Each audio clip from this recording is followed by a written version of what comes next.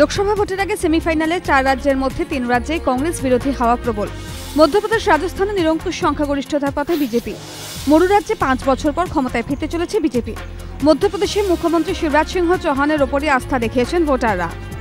গতবারের তুলনায় সেখানে আসন বেড়েছে বিজেপি। তবে ছত্তিশগড়ে বিজেপি ও কংগ্রেসের মধ্যে হাড্ডাহাড্ডি লড়াই চলছে। অন্যদিকে গত 1.5 দশক পরে দিল্লি হাতছাড়া হলো কংগ্রেসের। শুধু তাই নয়, একেবারে তৃতীয় স্থানে নেমে গিয়েছে কংগ্রেস। এখানেও সরকার গড়ার দৌড়ে প্রথম স্থানে রয়েছে গৈরিক পার্টি। প্রথমবার নির্বাচনে লড়াইতে নেমে চমকপ্রদ সাফল্য পেল অরবিন্দ কেজরিওয়ালের আম আদমি পার্টি। তারা দ্বিতীয় স্থানে রয়েছে। হার স্বীকার করে ইতিমধ্যে ইস্তফা দিয়েছেন দিল্লির মুখ্যমন্ত্রী শীলা দীক্ষিত। শিক্ষক স্বল্পতার প্রেক্ষাপটে এবার অঙ্ক বিভাগের জন্য উপদেষ্টা গোষ্ঠী গড়ছে প্রেসিডেন্সি বিশ্ববিদ্যালয়। বিশ্ববিদ্যালয়ের সার্বিক উন্নতির জন্য তৈরি হয়েছে মেন্টর গ্রুপ।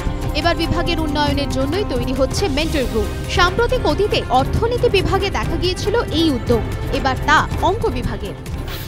আইআইএম কলকাতার প্রাক্তন অধিকর্তা অমিতাভ বসু, সেখানকার অধ্যাপক অনুপ সিংহ, ইন্ডিয়ান স্ট্যাটিস্টিক্যাল ইনস্টিটিউটের 2 প্রাক্তন অধ্যাপক দীপঙ্কর দাশগুপ্ত ও দীপঙ্কর কুণ্ডুকে নিয়ে তৈরি হয়েছিল অর্থনীতি বিভাগের উপদেষ্টা গোষ্ঠী।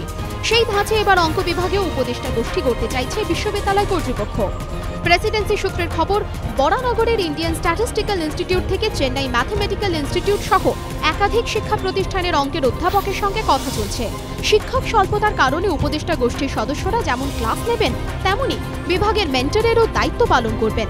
সামগ্রিকভাবে রিপোর্ট করবেন উপাচার্যকে। পশ্চিমবঙ্গে এই প্রথম STPI অ্যাওয়ার্ডস। 1991 সালে যোগাযোগ ও তথ্য প্রযুক্তি মন্ত্রকের অধীনে তৈরি হয় software technology park of India by STPI নামে স্বশাসিত সংস্থা। শনিবার ইনফোকমের মঞ্চ থেকে সম্মানিত করা হলো বিভিন্ন তথ্য প্রযুক্তি সংস্থাকে। 15টি বিভাগে দেওয়া হলো পুরস্কার। পুরস্কৃত করা হলো TCS, Lexmark International India, Limtex Infotech, Pinnacle Infotech solution, web spiders India সহ 11টি সংস্থাকে।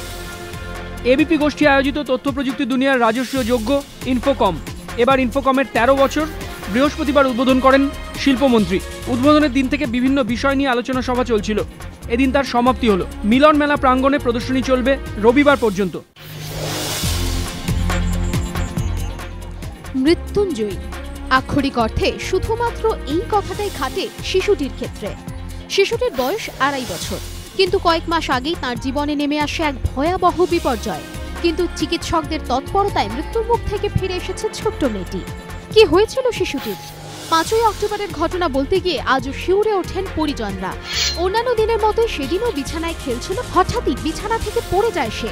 মাথার পিছনে গুরুতর চোট লাগে, বন্ধ হয়ে যায় হৃদস্পন্দন, নিথর হয়ে যায় ছোট্ট শিশুটি। শিশুটিকে পঞ্চশায়রে একটি বেসরকারি হাসপাতালে নিয়ে যাওয়া হয়, কিন্তু পরিস্থিতি দেখে এমার্জেন্সির চিকিৎসকরা ধরেই নেন আশা নেই। ঠিক তখনই শিশুটিকে কার্ডিয়াক ম্যাসাজ দিতে শুরু করেন চিকিৎসক সংযুক্তা দে। হঠাৎই সাড়া মেলে, সঙ্গে সঙ্গে তাকে ভেন্টিলেশনে দেওয়া হয়। MRI-তে দেখা যায় শিশুটির সার্ভাইকাল ভার্টিব্রা ডিসলোকেটেড হয়ে গিয়েছে, যার ফলে শ্বাস প্রশ্বাসে স্নায়ু কাজ করছে না। একমাত্র উপায় অস্ত্রোপচার, যা অত্যন্ত জটিল এবং ঝুঁকিপূর্ণ। দোটানায় পড়ে যান চিকিৎসক ও শিশুটির বাবা মা, কারণ এই ধরনের অস্ত্রোপচারের ক্ষেত্রে সাফল্যের কোনো গ্যারান্টি নেই। কিন্তু শেষ পর্যন্ত অস্ত্রোপচারের সিদ্ধান্ত নেওয়া হয়।